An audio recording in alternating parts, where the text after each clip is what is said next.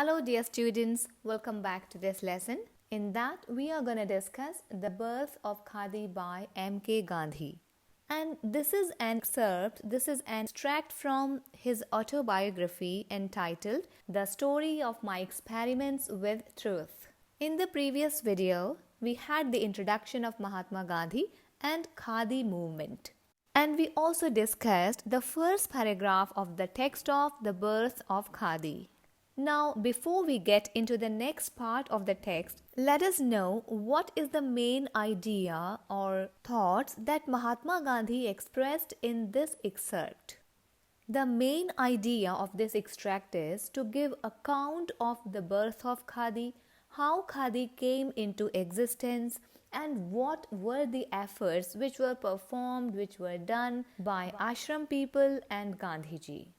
इस एक्सट्रैक्ट में गांधी जी ने जिन घटनाओं का जिक्र किया है उससे हमें यह ज्ञात होता है कि खादी को अस्तित्व में लाने के क्या कारण थे, जिनमें से एक प्रमुख कारण रहा कि गांधी जी चाहते थे कि हर भारतीय अपने हाथों से बना वस्त्र पहने, ना कि वह विदेशी कपड़ा जो कि अत्यधिक महंगा था उसे खरीद कर पहनने पर विवश हो। इसके साथ साथ गांधी जी ने इस प्रयोजन, इस उद्देश्य की पूर्ति के मार्ग में जो बाधाएं आई, जो रुकावटें थीं, जो डिफिकल्टीज थीं, उनका भी जिक्र किया है।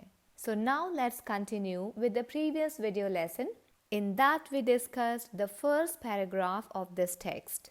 Now we shall start with the second paragraph.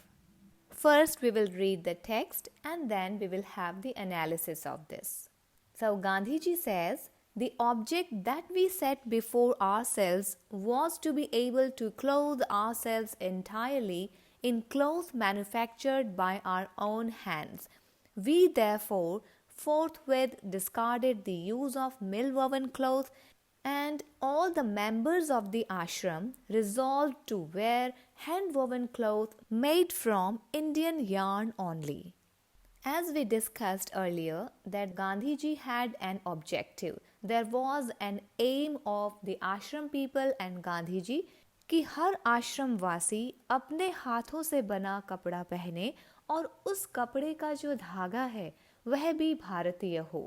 That means entirely woven, entirely manufactured by their own hands. और इसी क्रम में आश्रम वासियों ने मिल में बने कपड़ों का बहिष्कार करना आरंभ कर दिया. Gandhi ji further says, the adoption of this practice brought us a world of experience.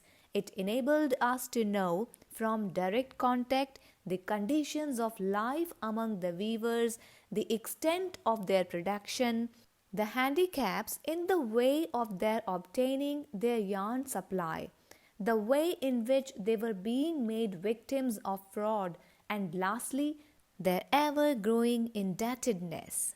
Dear students, please pay your attention towards the pronunciation of this word indebtedness.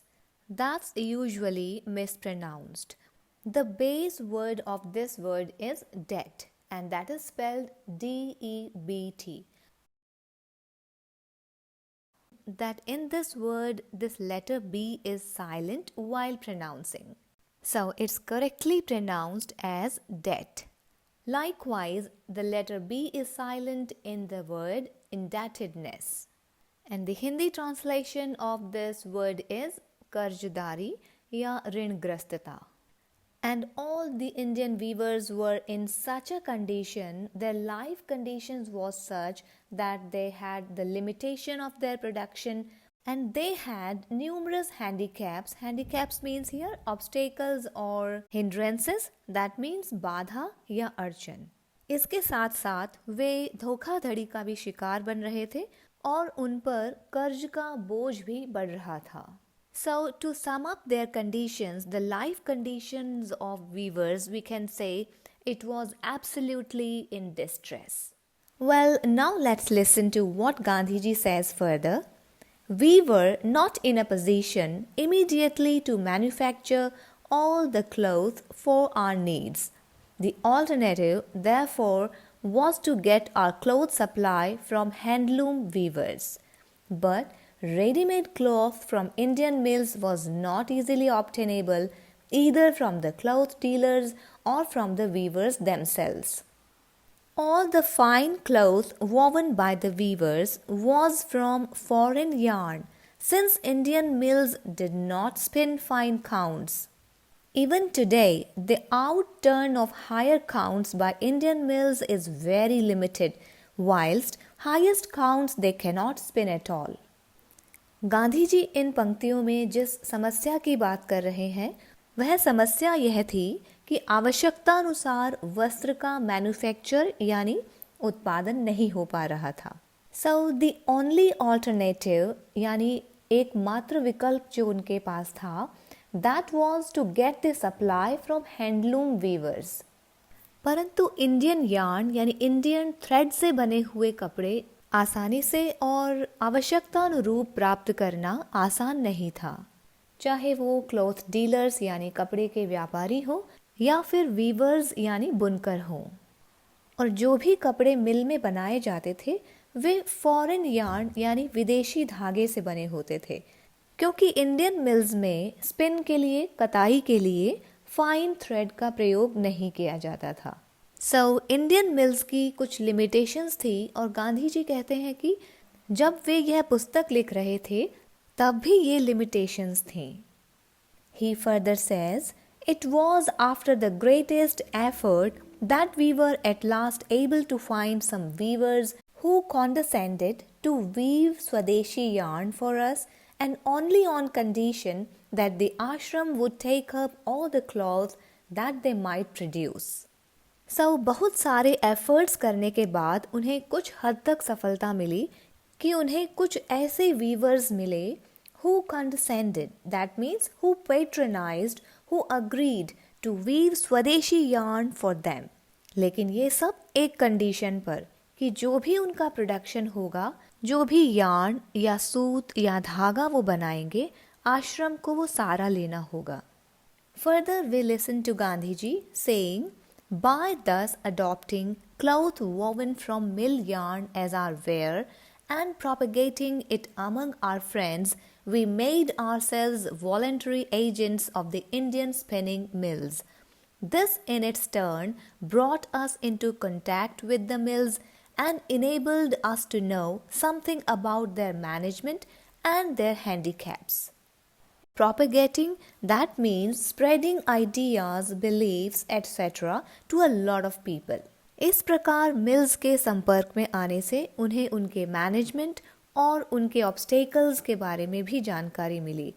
Further, Gandhi ji says, we saw that the aim of the mills was more and more to weave the yarn spun by them. Their cooperation with the handloom weaver was not willing but unavoidable and temporary. We became impatient to be able to spin our own yarn. It was clear until we could do this ourselves, dependence on the mills would remain. We did not feel that we could render any service to the country by continuing as agents of Indian spinning mills.